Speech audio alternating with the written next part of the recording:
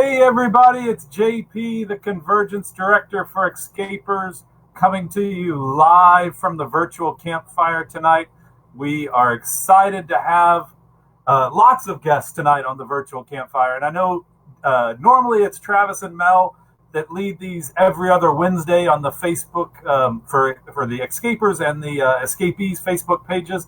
But they came up with, or had some family health issues tonight, and so they asked me to take over for them. They'll be back in a couple of weeks on Wednesday night. But tonight, we are going to talk about community and getting involved in the community. And we've got a lot of people who are joining us tonight. And I'm going to start right here with David and Cheryl from the Hangouts. We've got Lockie Saylor, who is in charge of chapters and BOFs. And we've got Lisa Coca, is it Coca? Who is Kocha, who's the hops director. And if you don't know what BOFs and hops are, BOFs are birds of a feather. So it's like-minded people in like groups, and hops are the head out people who come together to go on excursions all around. I think one of you has your volume up, and we're getting a little feedback. Is that, or has the video playing in another screen maybe? I don't know. We'll figure it out. But anyway, so tonight we're talking about community and ways to get involved with Xscapers and escapees and all the different offerings that are going on. So we're going to talk about three groups individually. And as always, if you got questions, post them over there in the chat, and we'll talk about them as they come up. First, I want to tell you, I'm going to send all you guys off to the side. It's just going to be me for a minute. And I'm going to tell you about the convergences that we do. And if you've never been to a convergence, we do them in normal times about once a month all around the country. And a convergence is the Xscaper version of an RV rally. Most RV rallies you go to, you're there in the morning doing all sorts of stuff. They have activities all day, and then they end up pretty early at night. Well, with Xscapers, being that we're for working age RVers, we wanted to do something so that people who work during the day could still be involved. So if you come to a convergence, one of these rallies that we put on, we don't do anything really during the day. Most of us will be in their rigs, working full time, doing our own jobs. And then at the end of the day, come around 3 o'clock, we will we'll start trickling out of our RVs, getting together for happy hours, for social, for sports, for games. We do all sorts of activities. But at Xscapers Convergence, it takes place mostly in the afternoon, late afternoons, evenings, and into late at night. Our convergences are anywhere, I mean, we have had them in the past that are as small as 15 or 20 rigs up to 125, or the annual bash that happens every January in Lake Havasu, Arizona. This year we had almost 400 RVs there. And it's a great place to meet people and a great way to really get involved in the community. Later on today, after we talk to these to the other event directors, we're going to bring on some members of the Xscaper community and let them tell you their experience. People who have just gotten involved in the last year, and let them tell you how it's really changed their life. So I hope to see you all at a convergence. These are not normal times, but in a normal time, like I said, we have it about once a month. What we've got on the schedule coming up, and this is all tentative, you know, it depends on whether states and cities allow travel, whether or not we can have group gatherings at a lot of these places. So it's all kind of up in the air. At the time being, sorry, there we go. That's what I was trying to do. It's all kind of up in the air. And in fact, one of these events just got canceled this week. The Balloon Fiesta did get canceled by the Balloon Fiesta people in Albuquerque. But we've rolled our tickets into next year, so we'll definitely be back there in October next year. We've got the Escapade, which is the national event. That happens in Tucson every other year. And next year, it'll be in March. We're hoping to go back to Las Vegas for the second year in a row for Halloween. We're hoping to make this an annual tradition, and we camp on Fremont Street in Las Vegas. If you've never been to Fremont Street, or if you've never been to Las Vegas, it's where all the action takes place.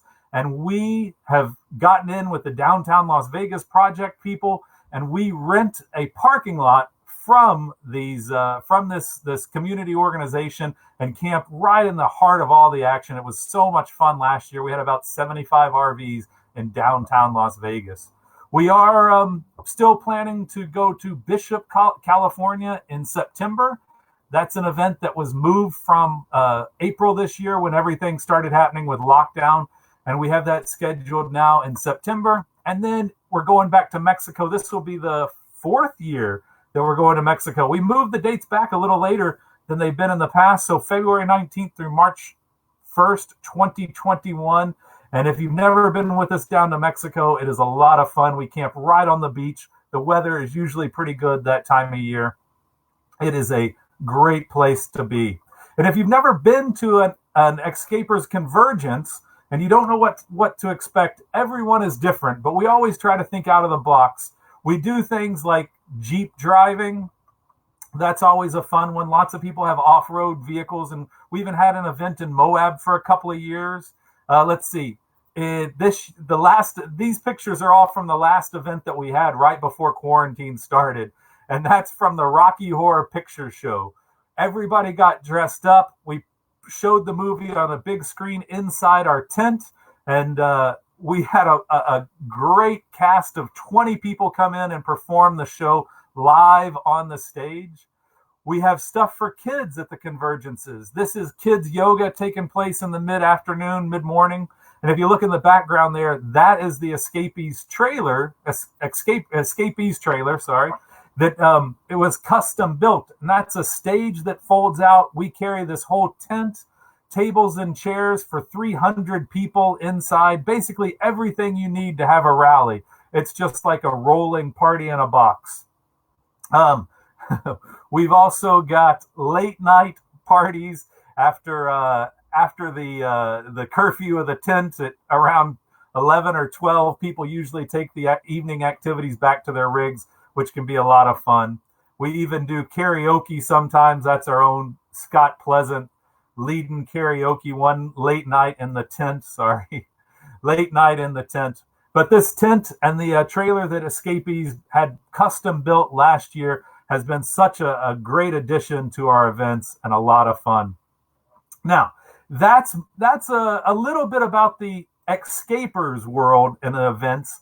We're going to talk more about that because we're bringing on a few Xscapers towards the end of the program here in about 30, 45 minutes to tell you their story and how they got involved. And then if you want to stick around and ask them some questions.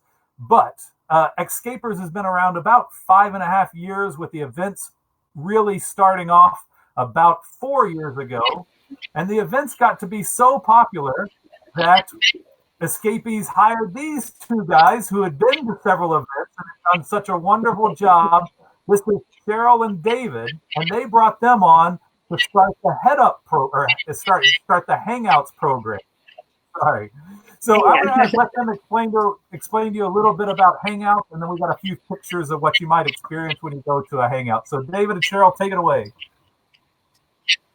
Hey everybody, thanks JP. So yeah, we started the Hangouts program for Escapees. It was actually announced about 15 months ago at the last year's Escapade, and our first event was last June. Hangouts is really kind of a response to the tremendous need that Xscapers filled. We actually got our start with Xscapers and organizing Xscapers Convergences on a volunteer basis. And there were so many people who wanted a really active, adventurous experience, but weren't working during the day and, really were expecting to be able to do things during the day. They weren't tied down by a fixed work schedule. And so the club created the Hangouts program. It's been very successful so far. And basically, a Hangout is very similar in many ways to what JP just described with the Convergence, but there's a few key differences. One of the big differences is, unlike with Convergences, Hangouts have events during the day. So because we're not really tied down to workday schedules, we will get going at 9 o'clock in the morning. Sometimes we'd like to get going earlier, but some people like to sleep in a little bit. And we'll be going all day. You won't find us sitting around the campground. We will be going out and doing things. Second major difference is that Hangouts will usually be at a campground of some type that offers hookups. We will sometimes have a choice between hookups and boondocking, but almost always there's hookups available.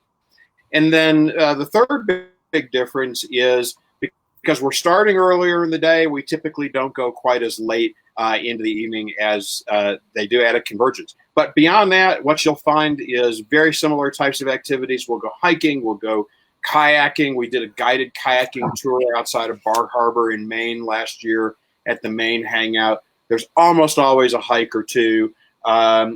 Distillery, brewery, winery tours are always very popular. We try to incorporate into each hangout at least one activity that involves some experiential learning. So, for example, in New Hampshire, at the very first hangout, we got a tour of a sustainable farm. And that may not sound very interesting, but we were all enthralled. We were really learning how natural farming techniques can be used so that the farm doesn't have to use a lot of fertilizers and stuff like that. So there's always something like that. We are, lifelong learners, and so we like doing that. And learning from each other. And too. Learning from each other, We too. like to spend a lot of time talking to each other because some of us are more experienced RVers than others, and we will always try to plan an evening, early evening activity around a campfire where we will, ask questions and of each other and share information. And what's your favorite app that you use for planning your trips and those kinds of fun things. Most hangouts, close to 50% of the people who attend are attending their very first Escapees event, and of that segment, a sizable number are actually on their first RV trip, or they've been RVing for a very brief period of time. So we like to be able to help them out along their journey.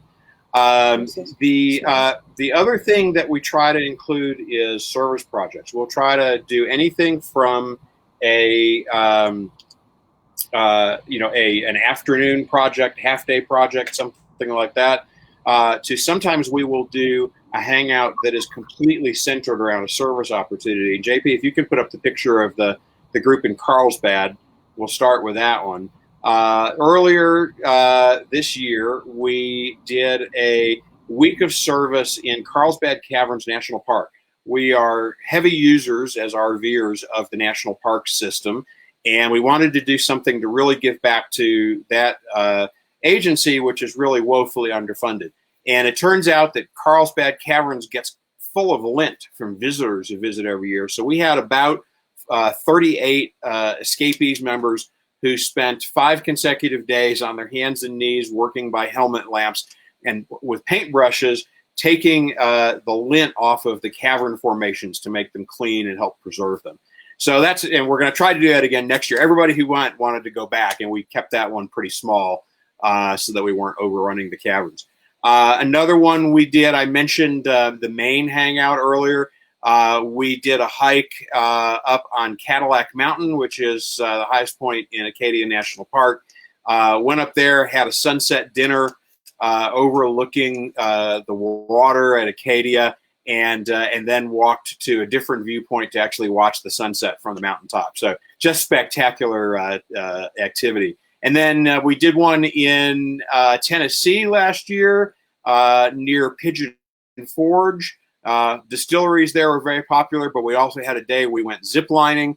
At least the braver people did. Actually, quite a few people did. One of the highest zip lines in the world, actually, there. So that's me on second from the left. That was a lot of fun, quite a trip. So, at Hangouts, we try to do things that are exciting. Like I said, you won't find us sitting around camp except maybe in the evenings for potluck or something like that.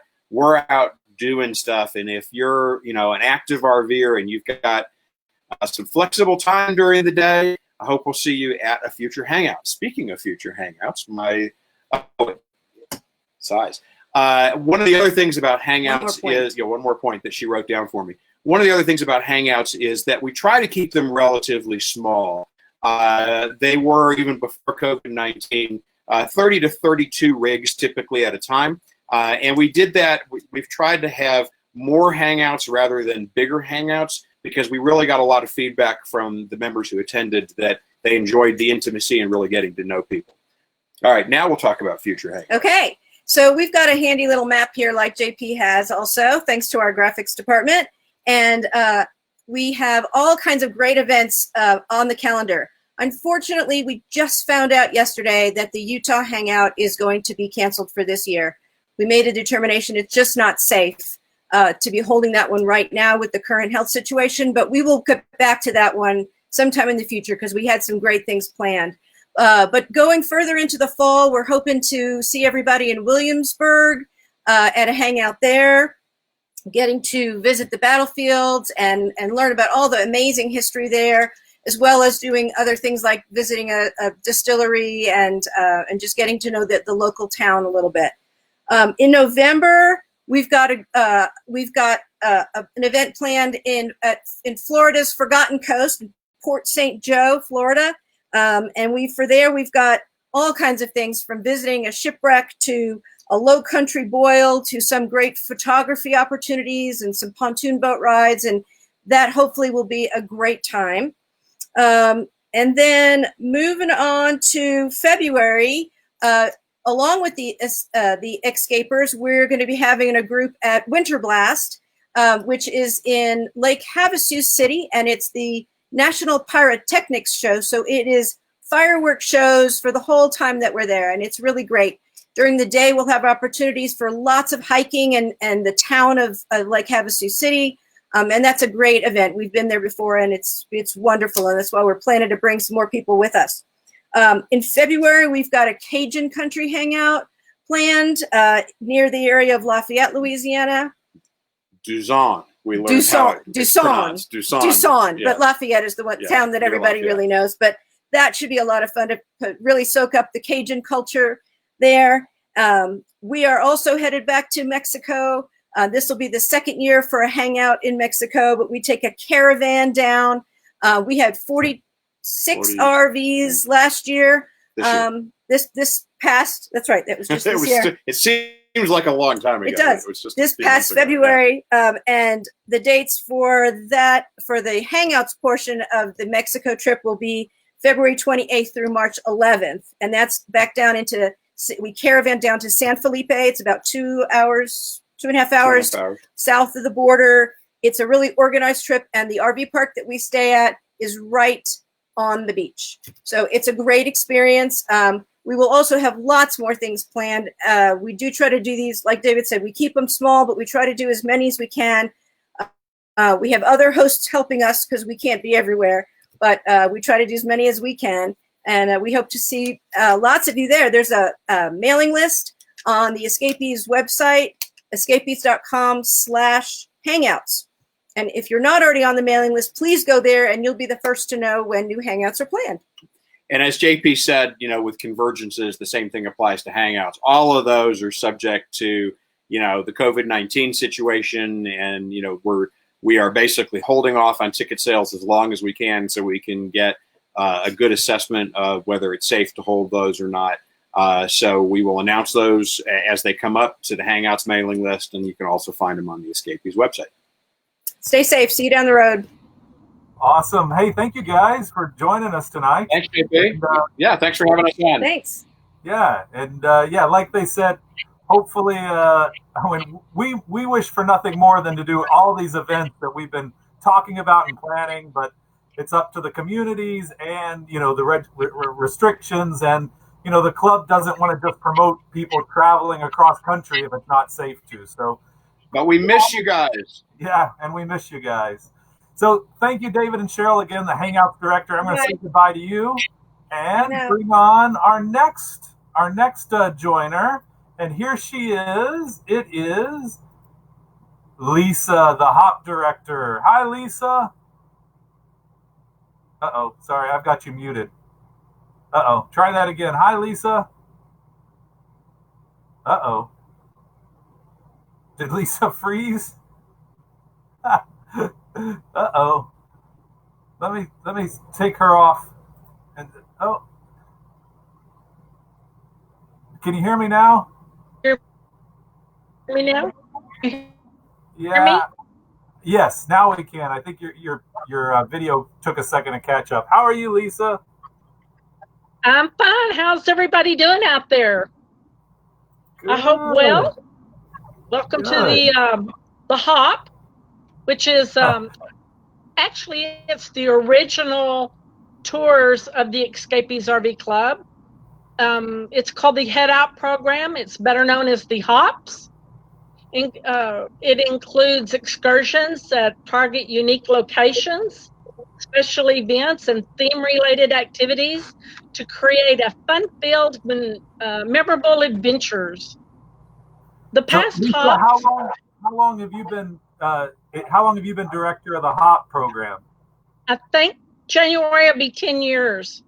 10 years. Wow. And I know you're going to talk about Yes. a few different types of hops, but I'm curious, what's been your favorite one for you personally? That's a toss-up between probably, I don't know, New Orleans was fun. New York City was a blast. We go and eat at the CIA, the Culinary Institute of America.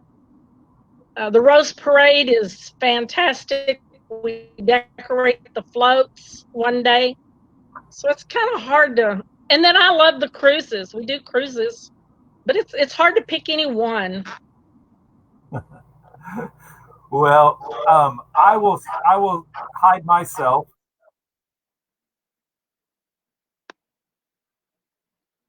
Okay.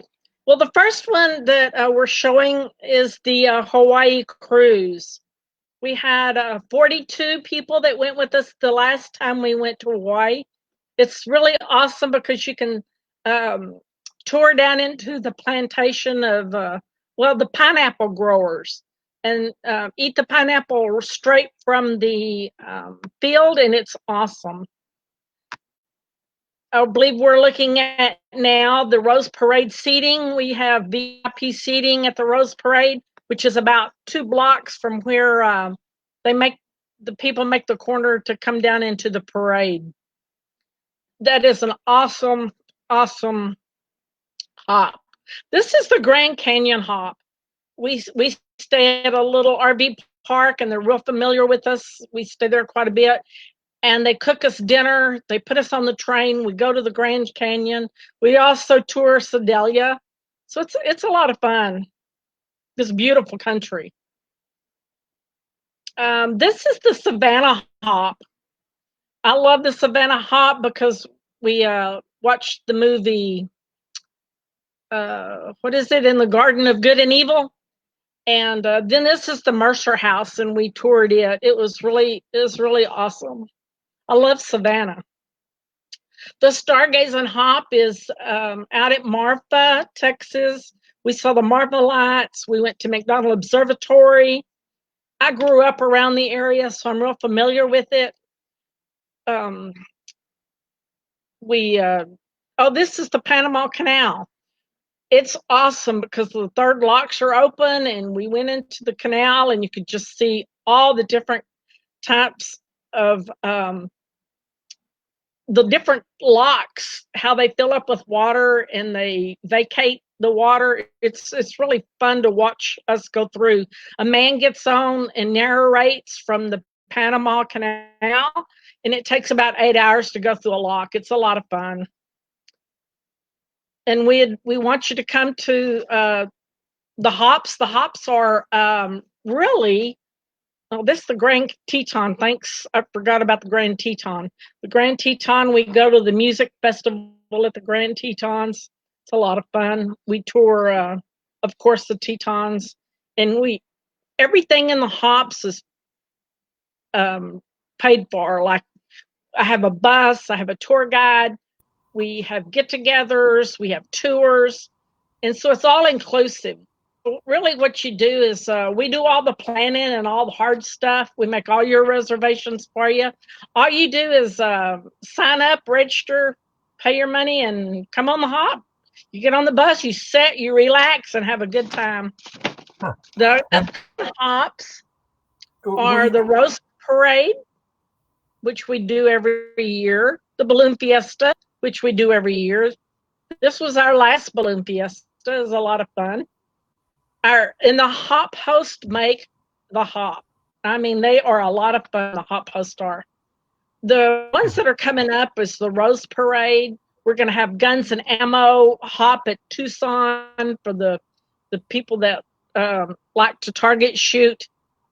We have a New Orleans hop coming up, Mardi Gras hop, the Badlands, the Balloon Fiesta, the Maine and Lobster hop coming up. We do cruises, so check them out on www.xscapers.com/hops and come go with us. You'll have a good time, and you'll meet somebody that you'll stay friends with the rest of your life. Thank you. That's all great. You did a wonderful job. I'm curious, how often do you have people that meet at one hop, they've never met before, and they sign up to come to another one together down the road? Yes. Show of hands is usually like the way I do it when we get there at our first meeting, and 95% of the people, that's their first event with Xscapers. Oh, So, wow. and it's really exciting to see people. Their very first time, they meet a lot of people they stay in contact with. It's just a lot of fun. And the hops are, correct me if I'm wrong, but a good way to think of it is a hop is like a 5-star experience. Everything's taken care of. Not every meal, but a lot of the meals are included. All the major sightseeing and tours are all included. And Yes. as an example, Lisa, the Xscapers go to the Balloon Fiesta, and so does the hop. But the difference in what we provide, like with Xscapers last year was our second time at the Balloon Fiesta. We had a great time, but we had no activities during the day because we have people who are working. And we had one included activity, grand activity for the Xscapers, where we went out for a night in Albuquerque with wine tasting and a ghost tour, a ghost walking tour, and dinner together. So we had one activity included, but you had activities almost every night, and you have breakfast included when people wake up at 5 a.m. Yes, we have coffee. Everybody has to have their coffee in the morning. Yes, we have a full breakfast, and most nights a full dinner, and it's catered, and we have a tent. Our caterer is actually wonderful. We've been working with him for like 12 years. So I just want to everybody know that there's great ways to meet people through the Escapees Club, and if you want the full service, then look at the hops that they do with 5-star service and really interesting events, and everything's included. And if you're in the working age mindset, or you don't want to do too much in one time, then maybe a Convergence with the Xscapers is more your style. Yeah, we go and blow from like 8 o'clock in the morning to 6 o'clock in the afternoon, and then we're tired. Yeah, but it's a full day most of the time. Well, some of the people at our Las Vegas Convergence went from 6 o'clock in the evening till 8 o'clock in the morning. So yes, yeah, we're a little bit older, so we go to bed at 7. No, I'm just teasing. Well, but there's something for everybody, and not every event. I mean, not every Xscaper in Las Vegas was up all night. Just a few of them. I don't know if any of them are watching. Are Lupe and who else? Lupe and no, Lupe. Bert would go to bed early. Lupe would stay up all night, and Bernal. I don't know if Bernal's here as well, but. Thank you, Lisa, for telling us a little bit about hops. And again, the most up-to-date information is on the Escapees website, or sign up for the newsletters that will always talk about the new events. And if anything happens to be canceled, we'll let you know there. So thanks, Lisa. Well, thank you so much for having me. Y'all have a good evening. Thanks. We got one more guest tonight. We saved the best. Well, actually, we've got a few more guests coming on from the Xscapers community. But right now, I want to bring on Lockie Saylor. She is the chapters director and the Birds of a Feather director for Escapees. First of all, Lockie, thank you for joining us tonight on the Virtual Campfire. Tell us, what is a BOF?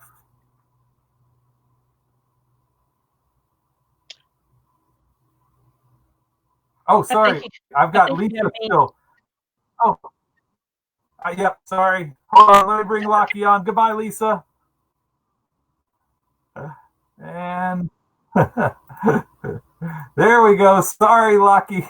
I clicked the wrong button, but now I got you. So welcome, Lockie, the chapter and BOF director. So first, tell us, what is a BOF?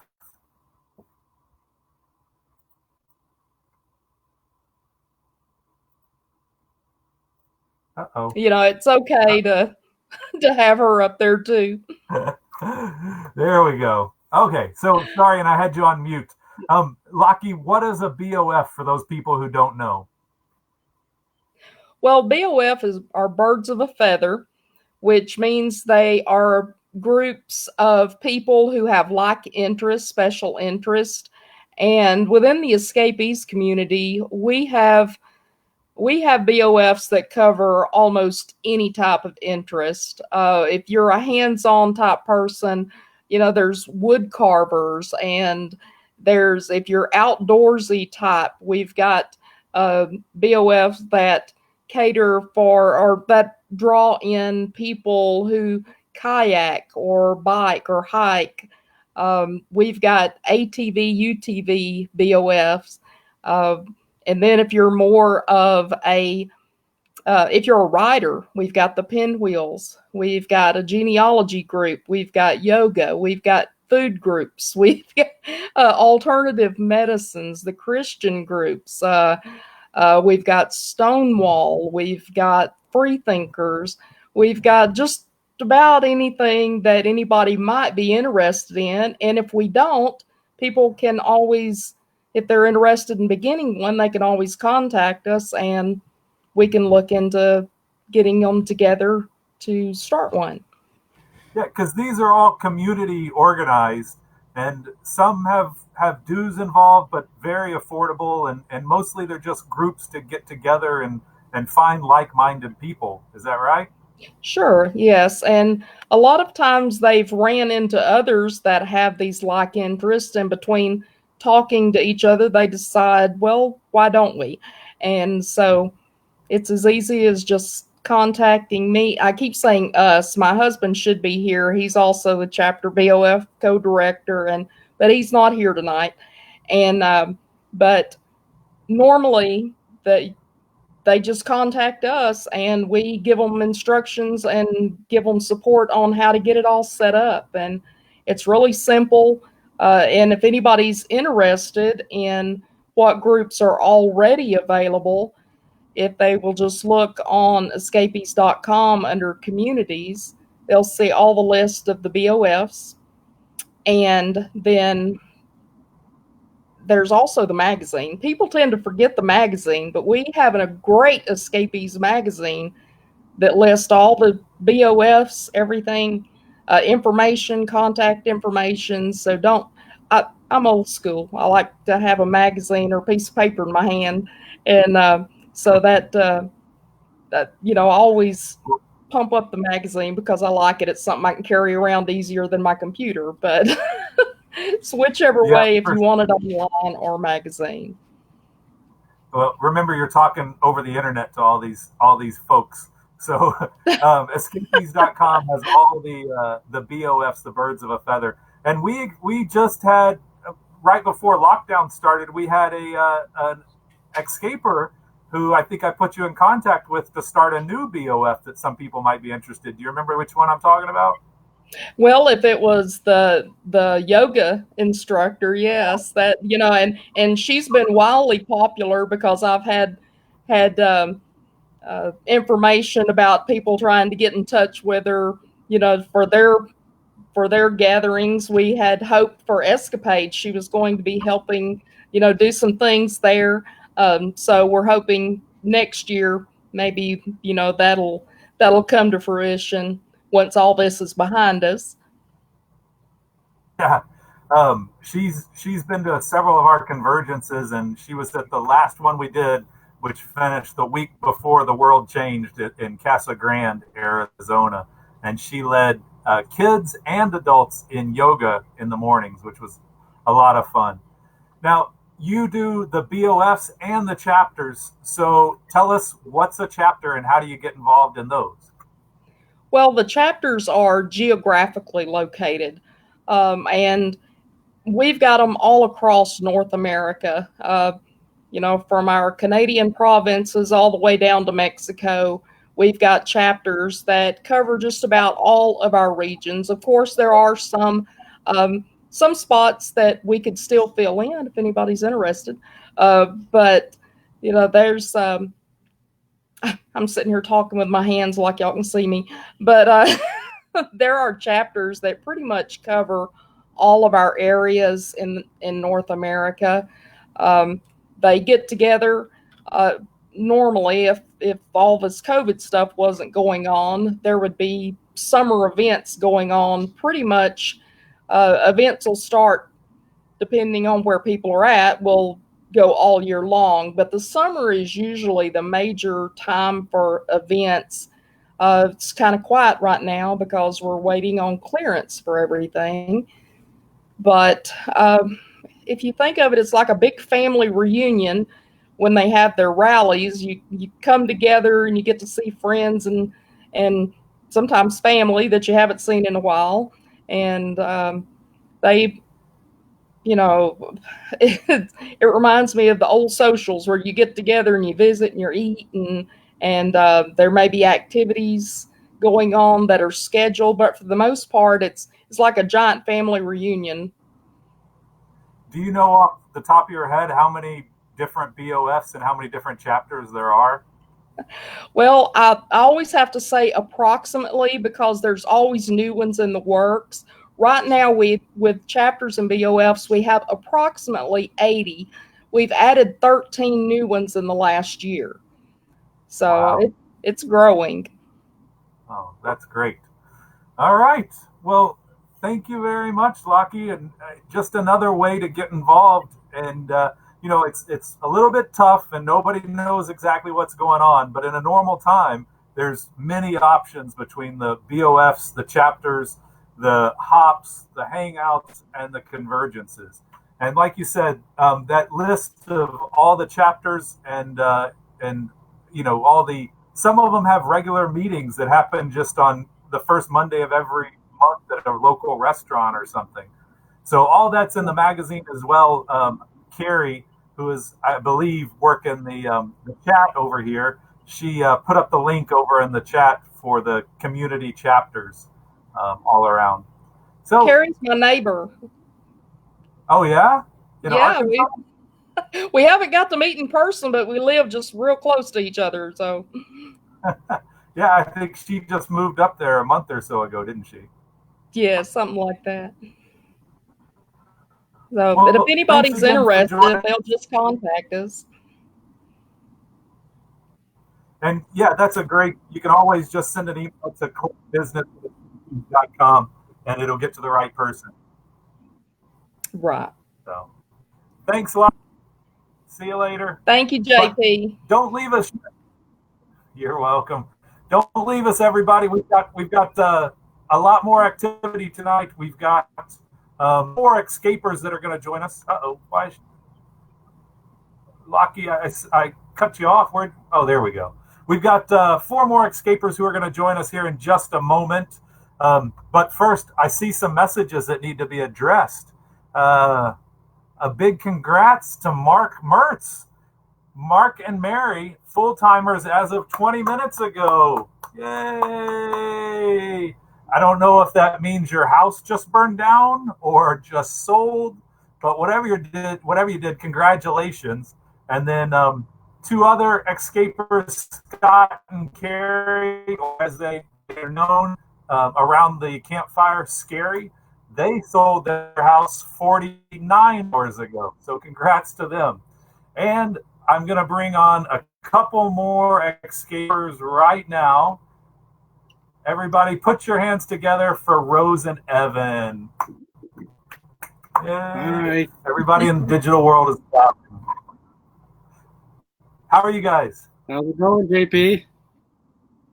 It's going great. Where are you joining us from tonight? What location? We're in Salida, Colorado. There's a bunch of Xscapers here in the same area on some BLM land or wildlife area. It's unfortunate. Sorry, go ahead. Nope. I was just saying it's unfortunately we were supposed to be in Salida this summer for our second 4th of July Convergence. And of course, because of COVID, it got canceled, but a few still ended up showing up there. And hopefully y'all are practicing social distancing and going to have a nice small group get together between the few of you. Yeah, we haven't really been hanging out with anybody, but it's kind of comforting to know that there's a bunch of Xscapers around. And this was everybody, it seemed to be everybody's favorite that went to this. It always came up as their favorite or one of their favorite convergences and areas to hang out and boondock, and so we had to check it out this year. It was their favorite until you guys came to Las Vegas, right? How did I know you were going to say that? So you guys had been on the road, what, 2 years before your first Convergence in Deming, New Mexico? About a year. We've been on the road almost 2 years now, and it was about a year before our first Convergence in Deming. And we spent our first year basically in RV parks, and we enjoyed it, but we were, I don't know what it was, but we were just kind of, I guess, missing something and didn't think we were going to keep going with it. We signed up for the Deming Convergence, I think a couple months before that, and the Balloon Fiesta. So our thoughts were, after we went to those two, we were going to move back to the Phoenix area where we launched from and rent or buy a house or apartment or something there. After those two Convergences, that was our plan. We started looking for apartments, and we were thinking about selling the RV and ready to exit the road. And then we hooked up with you guys in Deming, and your world was flipped upside down. Yeah, it was what we were missing. I mean, we hear this story over and over now from people after us that experience this too, but it's like it's it's fine without that, but like once you meet your crew, your tribe, it changes everything. You just it makes everything so much better on the road, and you have this community that you travel with, and we have lifelong friends now. We met so many people in Deming that we still talk to and hang out with on a regular basis. And you guys are in a Class A motorhome, right? Yeah. We have an older Monaco 40-footer, big RV. And Rose, so Evan, you managed a bike shop, but had put some money away and weren't working from the road when you were starting out for the first year. Rose, I think you have a really interesting job. Tell everybody what you do. I'm a grant writer. I write grants for federal tribes, tribal colleges, schools, to get for education, courts, anything and everything. Today I wrote one. I submitted one for language preservation for the tribe I'm from. So yeah, keeps me busy. It's been a busy year. Well, and I think a lot of people don't realize the amount of jobs you can do remotely from the road, and yours is a good example. You fly out once or twice a year back to the tribe that you work for in Montana, but otherwise you can do it just as long as you have an internet connection, right? Yeah. Which is always a challenge, but we do it. Well, it's always a challenge, but we've learned to camp where there's good connections. That's part of the search. I think your job is interesting too, because as you said, you started off your first year, you guys were almost exclusively in RV parks. Yep. And I think I was there camping. Well, I guess Balloon Fiesta in Albuquerque was your first off-grid experience.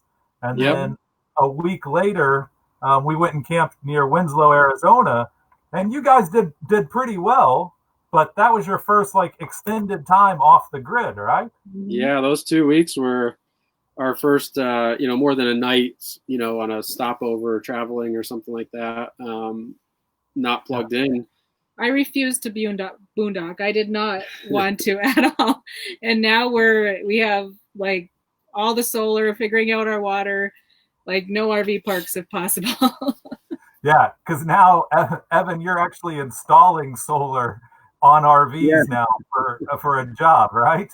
Yeah, Link Spangler and I do solar installs, and most of our customers and referrals are mainly through the Xscapers community or a friend of somebody that's in the Xscapers community. And so we have Power Up RV Solar, and we've done a lot of them this year. We've probably done about 20 installs this year, and we just finally set ours up to where we wanted it about a month ago at the Escapees Park in Congress. So how many watts of solar do you have now? We have on the RV itself, we have 3,120 watts on the RV and 1,540 or 60 on the trailer. More than Dan Hemming, we should know. Yep. Take that, Dan, who is watching. I think he's right next to us over there. So about 4,500 watts of solar or something. Yeah. That's nuts. It's ridiculous. We actually don't even have the trailer hooked up to anything right now. It's on there, but it's not hooked up. Well, I know a good solar installer if you need one. No. That's really great. And now, I mean, your guys' schedule, you still make your own schedule, but it's more about finding out where people are and just kind of, what I'm trying to say is, I think you have more friends now than you probably did when you were living in Arizona. Oh, yeah. You go anywhere, finding friends or go and visit friends all around the country, right? Yeah, we had friends back home, but we didn't see them like we see our friends on the road nearly as much. And there's friends that you just have like more of a connection with, I think, when you're full time, especially, but when you're an RVer, you seem to have just a greater connection. Especially when you're out boondocking in the middle of nowhere and you have a dozen or 15 whatever other rigs around you, you kind of create this bond, over and over with everybody. The friends we've made with Xscapers, it feels like if we were broken down on the road 3 hours from here and we posted it, I feel like we would have 3 people who are like, I'm on my way, what do you need? And even though we had great friends in our Sticks and Bricks, we had great friends. It would be like, oh, I hope you're okay. Is a tow truck coming? And that would be if it was 10 minutes away. So it's different. It's like just a stronger community. It's just different. So any plans to leave the road now? No, we I hope not. We sold our rental house while we were at Bash this year because we were fully committed at that point, and we're sick of renting it too. But now we have nothing back home except for a little storage locker that we're going to get rid of when we get back to Arizona. I think that's very popular right now. A lot of people getting rid of them. Awesome. Well, guys, stick around because I want to talk to 2 other Xscapers, and then we're going to bring all 5 of us back on and have a little round table. If anybody has any questions, I see lots of names I recognize over here in the chat. And a lot of full-timers that might not have questions, but ask some questions on behalf of the people who will watch this later on. So I'm going to say goodbye to you and send you off for just a few minutes. Thank you. Yeah. And bring on, where are they? Here they come. Rebecca and Jared. Say hi, guys. Hey, how's it going? Good. So we went from yeah, there we go. We were in Colorado with Evan and Rose. Where are you guys? We're between West Yellowstone and Island Park, Idaho. So just kind of west of the park. So you're in Idaho, but very close to Montana and the national park. Have you been in a few times in the last few days? Yeah, we've been in twice already, and we have plans to go at least one more time. Awesome. So tell us a little bit about how you ended up living in an RV. It's an interesting story, and how long you've been on the road. We've been on the road 7 months. 7 months. We left in November. We had been talking about RV living for 10 years, 10 years. And it's always been, kind of a back burner conversation. And, we thought about what we were doing and thought maybe a change might be in the works. And so we kind of made plans towards that. In April of 2019, we bought our home on wheels, and then in November we sold the house and drove away. So, where were you living? We were in Denver, Colorado at the time. We'd been there for 4 years, and it was great. No regrets. No regrets. Yeah. What kind of rig are you guys coming back up to this. We're in a 40-foot Class A diesel. All right, another Class A hole, as they say. Like myself. But there are a few of us. What was your first event with the Xscapers? So we actually signed up for Xscapers before we hit the road, and we went ahead and bought a spot at the Bash in January, and we booked Mexico before we even sold our house, because we knew that was coming, and we knew community was really important for us. So we made plans before we hit the road to start meeting other people and other RVers, and that was probably one of the best decisions we made. Yeah, I think we had Bishop booked as well. Both Bishop and the Bash we booked the day they came out, because I heard they were difficult to get a hold of. So we set the calendar reminder and jumped right in. Yeah. And the Bash was your first event, and I'm sure that can be really overwhelming for first timers with 400 RVs. What was your impression when you got there? It was a big party. It was so much fun. And I am really glad we booked 2 events back to back, because we met people at the Bash, and then when you go on a smaller Convergence, you go deeper and you get to know those people better. But the Bash was just like a week-long party. My only regret is I didn't take that week off work. I should have taken vacation because I was so tired from staying up all night. That's why we call it the Bash, right? And then you guys, did you make any friends there that you still travel with at the Bash, or that you still see on a regular basis? Yeah, definitely. Pulling in, we met the person who parked us, Shawnee, and ended up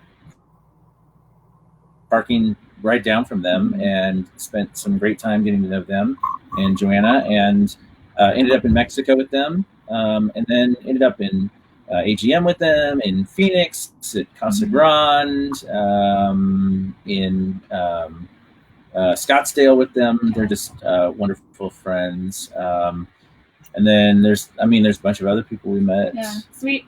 So hi Rose and Evan. It's great to see you too. But there's several people we met at the Bash that we got to know more as we went on. We met Jesse and Melissa with Adventure Endeavor at the Bash, and have connected with them multiple times since then. And all the names we see on Facebook in the chat, so many good friends there that we've gotten to know. So Ted and Jan. Yeah. And what do you guys do for work from the road? I know it's always a question that people ask. So I'm a nonprofit fundraiser, and I also do some freelance writing and some freelance grant writing. And so I mostly raise money for a cancer nonprofit. I'm the estate manager. So I manage our estate, which includes travel plans, groceries, dinner, laundry, many other things. I am the estate manager. So I just realized that it wasn't intentional that I picked a couple of couples where the guy is not working on the road and the woman is a grant writer. It's a good remote gig. There are other jobs you can do from the road. Jared, you still do a little bit of consulting work with audio and video installations on a large scale, right? If not professionally, yeah, a little bit.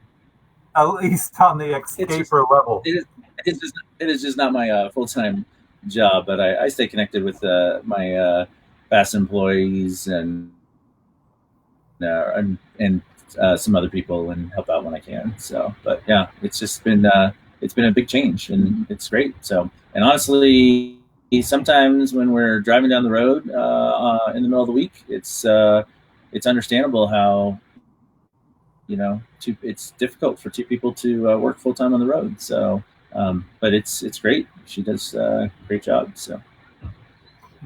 Well, and I know you helped us out with the trailer, as did Evan. But that Xscapers trailer that we have, you helped us with the lighting that we're using going forward. So we're grateful for that. You bet. All right. Well, anything else that you want to add before I bring Evan and Rose back and we just open it up to some questions? And I don't know, man, we're grateful for Xscapers and what they do. Like, it has been, everyone kept making fun of us actually, because we had Bash booked, we had Mexico booked, we had all these things booked. But honestly, it's been the best thing to find friends, community, people, and just to stay connected with them. So we love it. Do you regret not, you said you started thinking about RV life 8 years ago. Do you regret not doing it any earlier? Yeah. For sure.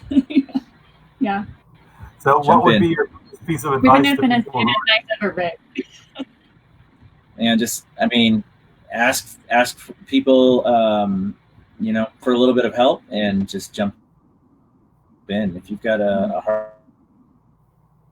heart to travel and a heart to work on the road and see the road, then just jump in.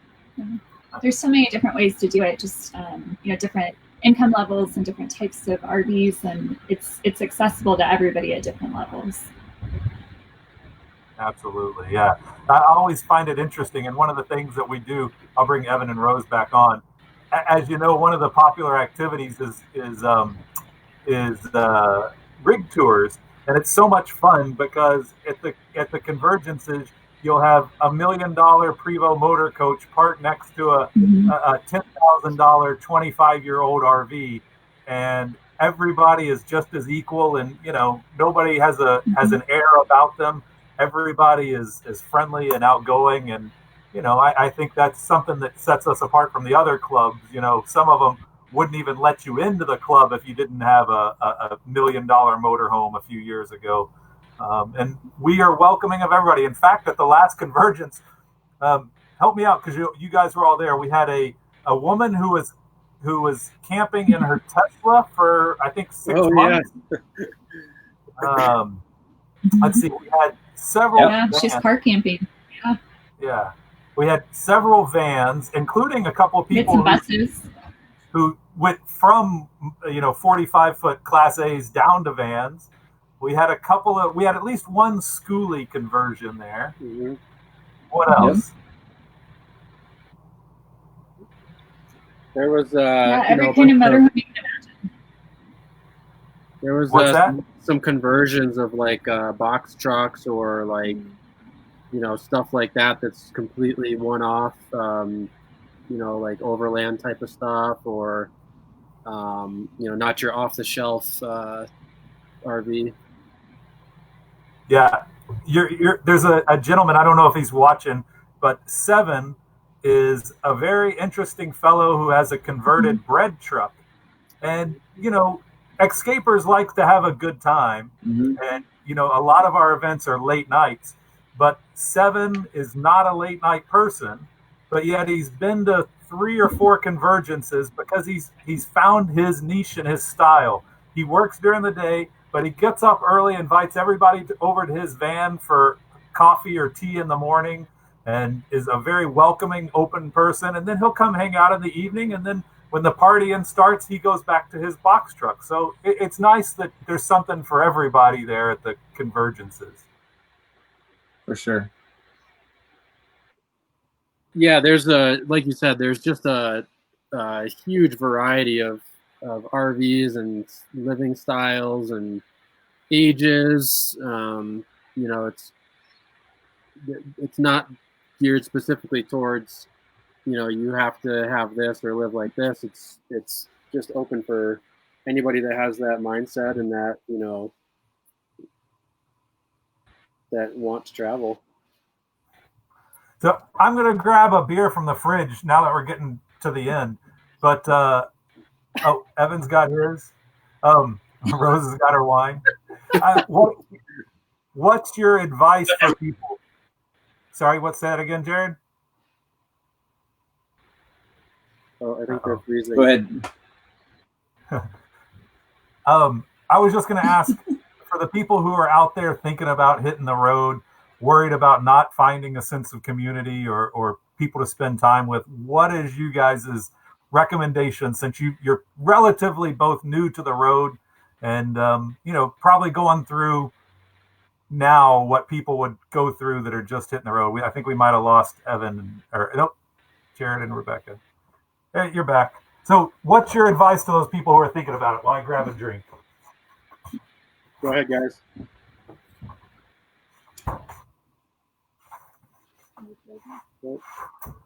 I would two different Xscapers couples before we hit the road through the Facebook group. And so we met Brian and Ann Plump, and we met the Status Crows. And so, both after we met multiple times, but we met them before there was a bash, before there was a convergence for us to meet people.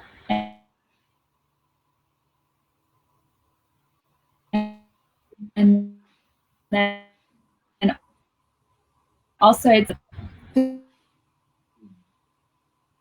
yourself out there, even if you're introverted, even if it's not your favorite thing to go to meet new people, and just show up. And this is the most accepting group you'll ever meet and the friendliest group you'll ever meet. And if you just even walk into an event or the tent, somebody's going to come up and talk to you. And that's just my biggest piece of advice, is to show up.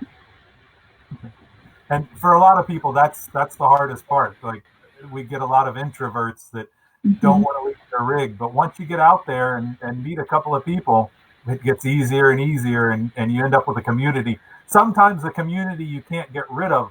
What was the story you were telling me today, Rebecca and Jared? What happened to you? I mean, well, I was going to say, one thing you should make sure you do is keep your Xscaper stickers on, because it's always a great way to identify other friends. And as we're sitting here enjoying our beautiful lake view, a 40-foot momentum comes rolling in right in front of us and stops to scout out a spot. And my wife says, "Oh, they have an Xscaper sticker." And lo and behold, some guy pops out looking for a spot, and it's wonderfully 10 Jan. So we have neighbors now. So we have neighbors.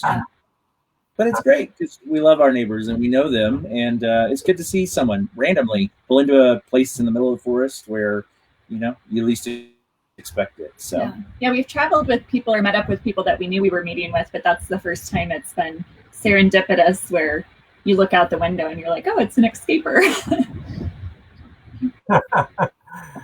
Sometimes it's very fortuitous, and other times I'll tell a quick story and she might get mad at me. She did text me and tell me she was watching now, but my beautiful girlfriend Elena and I were trying to keep things kind of on the quiet when we started dating 2 years ago. And we were camped out by Lake Mead, away from everybody after an event, trying to, get to know each other in a little downtime, and didn't want everybody knowing. And sure enough, not 20 minutes after we pull up, here comes Sandy, who is one of the greatest people in the world, driving by in the middle of nowhere. And of course, 30 seconds later, we get a text, "Hey, is that you guys?" And we're like, "Oh, this is out." Oh, so. We miss you, Elena, wherever you are. Elena's she's actually in Idaho, but on the other side of the state. And yeah, and just to follow up on Rebecca's point there, you don't have to be an extrovert to fit in. There's lots of people that are introverts within the group that make lots of friends. You don't have to be partying all the time to enjoy the events and everything like that. I played Dungeons and Dragons with a group, and there's stuff for everybody in this group. Oh, miss you too. What I would say is Hi, Elena. I think it's really easy to to be on the Facebook page or get the newsletters, and for me, until we went to a Convergence, I didn't understand. It was just a different level of community. It was a different group, and I think just going to that Convergence and like Rebecca said, showing up, going out, just saying hi, or someone will come talk to you. Just be open to it, because that's how you get to know people, and it's completely different than what you see online. What was the toughest thing for you in your first a few months or a few weeks on the road? What was the hardest to get used to, or the strangest thing to adjust? For us, it was everything breaking in our RV and in our Jeep, just everything. And so our first month was just like a horror story. Like, I remember being broken down in Fort Stockton, Texas on the way back to Phoenix, and on the phone with my sister crying, saying, "I just want to come home." And then we stick it out. We're like, we're going to stick it out. I said, I'm going to do a year. I'm going to do a year. And so I was ready to dial it in, but it was just, you hear everyone tell you, be prepared for everything to break. Everything breaks in an RV. Just be prepared. Yeah, I was prepared. And then it happened. And then it was like, so that was like the hardest thing for us. And then we kind of got the hang of things, because our first night in the RV was my first night in an RV ever. Like, we didn't know what we were doing. We had no RV experience before we bought this RV. This is the same one we've been in for 2 years. And neither of us ever, I don't know if we've maybe stayed a night or two in somebody else's RV, but we've never owned an RV, never went RV camping. It was just, all right, this is it. Let's buy this RV and hit the road and see what happens. Oh. Yeah. And I think people think, oh, it's just a big car. It's simple. We won't have the headaches that we have owning a home. You have the same stuff you do in your home. It's just smaller, and I think a lot of the times more expensive to get fixed. Yeah, unless you learn how to do it yourself. Yep. Is a little more expensive than last week we woke up on Thursday. Was it Thursday? Yeah. To a water leak. I got up in the morning and I stepped in something wet, and I was like, what? And I start feeling around, and our floor was soaking wet. So that's obviously upsetting enough, because we all know water in an RV is a big no-no. Well, then Evan's outside, fixing stuff, and we had an oil leak as well. In the same, within 3 hours. So yeah, it was a good day. Oh yeah, Debbie over here does have a good point. Xscapers has the Xscapers boot camp, which is 2 days of in-depth RV education, and we met Lisa earlier. It's her husband who heads up that program. So, what about you guys, Rebecca, Jared? What was the biggest shock or the biggest thing that took you by surprise the first couple of weeks? For sure.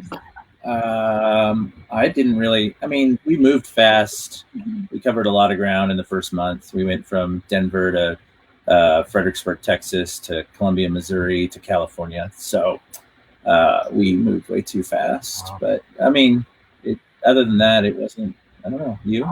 I think mine would just be so many things in our life changing at one time. So I got a new job so we could travel full time. He quit his job. We sold our house. We sold everything we owned. We were living in an RV, which I'd spent the night in an RV before, but I didn't know like what full hookups were. like I felt like I didn't know how anything in the rig worked. And he's very mechanical, and he knew all about RVs. And I didn't even know how to, barely knew how to turn on the water pump. So it's just like the learning curve was huge. And then we were spending a lot of time together, which is part of why we did this. So that was awesome. But it's also, you're living in a 40-foot house, and everything has changed. And so you really learn to depend on each other. But it was the whole adjustment was just the two of us turning to each other for help. And that was great. Awesome. I don't know if there's any questions from the peanut gallery over here on the right, on my right, the chat. So if anybody has any questions, ask them now. If you have a question that you think somebody who might watch this in the next week might be wondering about, especially new to the community, new RVers.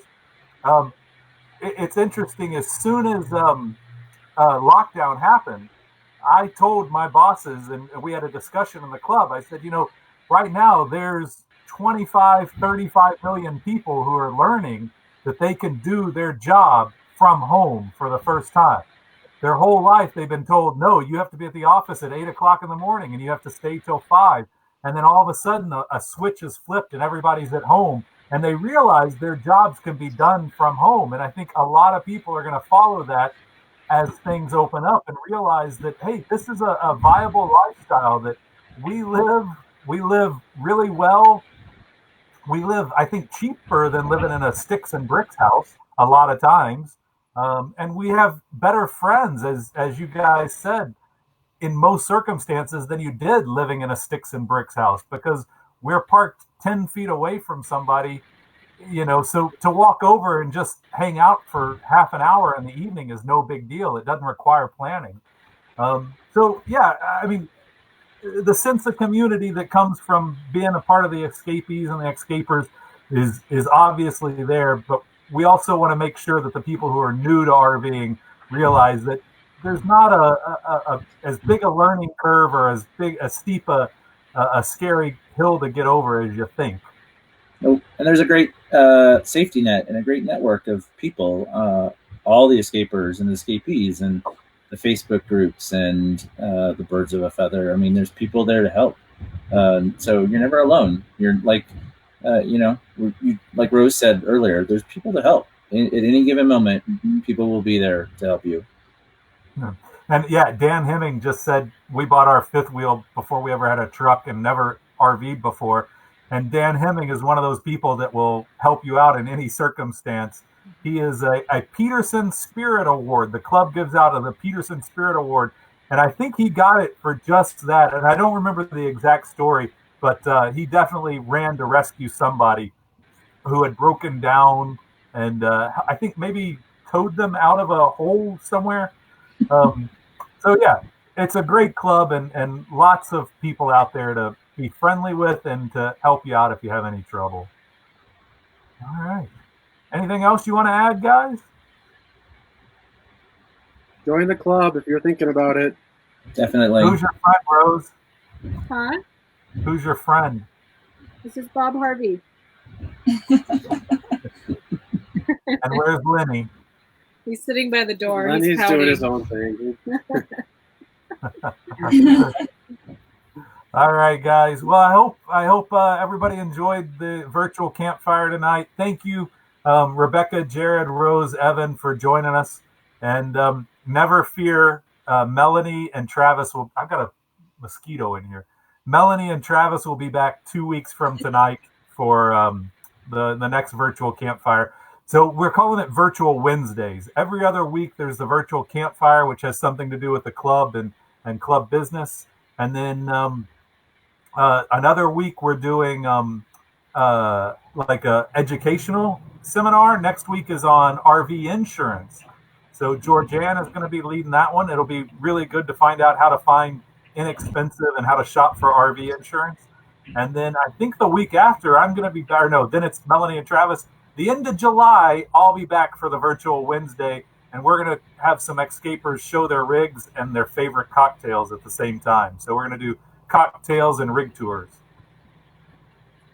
Nice.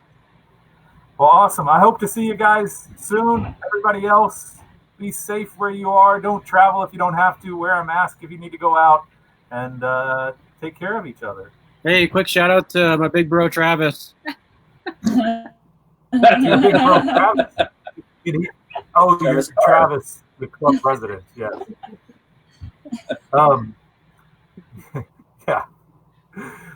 Thanks to everybody. Come to an event. Come see our awesome Xscapers trailer that has a 300-person tent inside a stage. We've got bikes from Cycle Bike on there to ride around the campgrounds. We've got music. We've got lights. It's a lot of fun, and we're hoping to have. Let's see, Bishop Convergence is still on for September. We'll see how these things go. But Halloween, October. Balloon Fiesta has been canceled, but we're still going to do something for the bash in January. Who knows at this point, but we're going to do something. Stay tuned. Thanks, guys. Say goodbye. Bye. Hope to see you guys soon. All right, thank you.